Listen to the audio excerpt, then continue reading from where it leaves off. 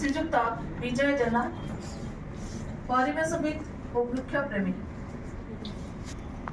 महाशय आपणकर परिवेशर सुरक्षा प्रति विशेष अवदान रही। एकविंश शताब्दीर ए पृथ्वी आ मनुष्य और पशुपक्षी मानकर बास उपयोगी हो रही। सभ्यता विकास और मनुष्यर वैषयिक प्रगति पर आज समग्र पृथ्वी प्राकृतिक परिवेश नष्ट होइछि। नदी समुद्र और वन जंगल उपर तार दुष्प्रभाव को आमे अस्वीकार करिपारिबा नाही। नष्ट हो जाइतबा परिवेशर संतुलन पई आपण करिसंती एक अनन्य प्रयास। अनेक वृक्षरोपण करिसंती आपण दीर्घ 2 दशंधि धरी निरवच्छिन्न भावे वृक्षरोपण और चारा बंटन कार्य निजको नियोजित करिसंती।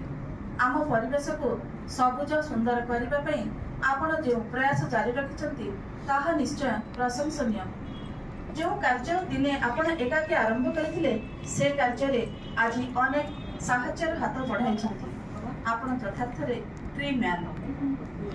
परिवेश सुरक्षा पई आपणकर उत्सर्गीकृत सेवा और समर्पण मनोभाव पई आमे आपणको संबर्धित करी गौरवान्वित हेबा सहित उत्तरोत्तर उन्नति आपणकर उत्तरोत्तर उन्नति कामना करूछु। आपणकर गुणमुक्त Rotary Club Cuttack Mahanadi.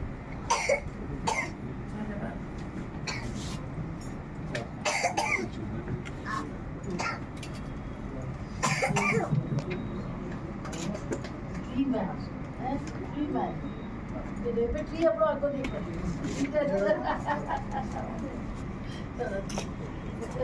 Photo